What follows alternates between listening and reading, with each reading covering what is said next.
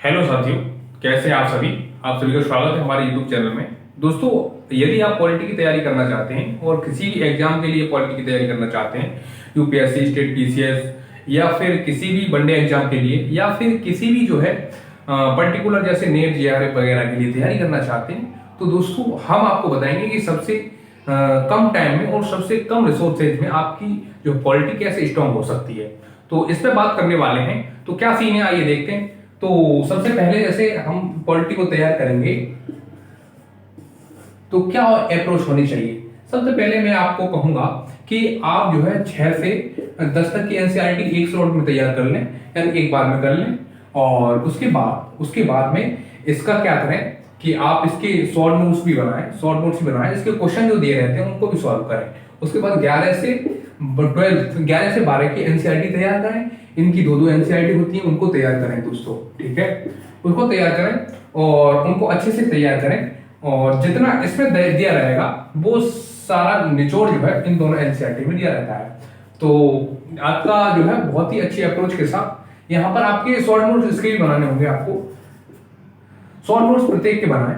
और तो इससे क्या होगा, आपकी जो जड़ है, आपकी जो बुनियाद है, आपकी जो ये जो पेड़ है, ये जो आपकी पेड़ है, तो इसकी जो जड़ है वो दोस्तों मजबूत हो जाएंगी। और वो जड़ क्या है, वो एनसीईआरटी है दोस्तों, एनसीईआरटी होती है वो मजबूत हो। ये जड़ जो है मजबूत तभी होगी, रूट तभी मजबूत होगी जब आपका जो है बेस जो है जो स्ट्रॉन्ग होगा।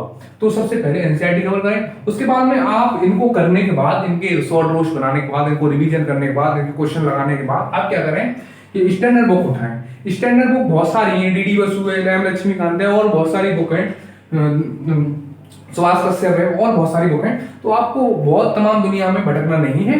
सबसे पहले आपको क्या है कि एम लक्ष्मीकांत उठानी है, एम लक्ष्मीकांत।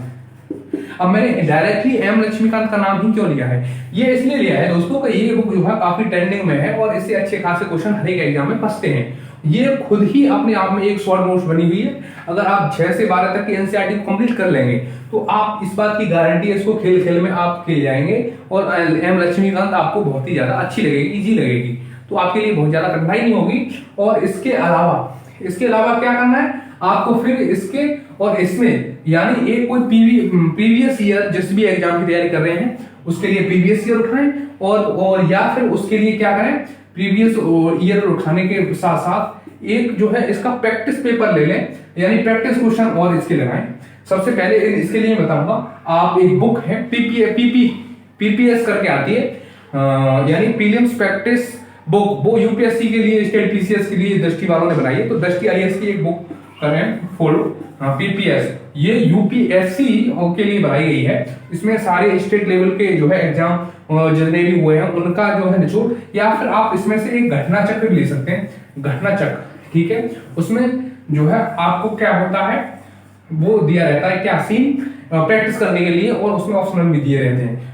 ठीक वैसे ये है। इन दोनों को में से कोई सी भी आप एक फॉलो कर सकते हैं। अगर आपके पास ज्यादा टाइम है तो दोनों फॉलो कर सकते हैं। तो एम लक्ष्मीकांत और ये वाली जो दो घटना सार की, घटना चक्र की, और ये जो पीपीएस दृष्टि आईएएस की जो पीपीएस की सीरीज है उसमें से आप एक बुक पॉलिटी की ले लें और उसको तैयार कर लें दोस्तों। इस बात की गारंटी है किसी भी एग्जाम को अगर आप देने जाएंगे आपका एग्जाम नहीं रुकेगा और धूम धड़ाके से एग्जाम निकलेगा, एक भी क्वेश्चन नहीं बचेगा, इस बात की गारंटी देता हूं।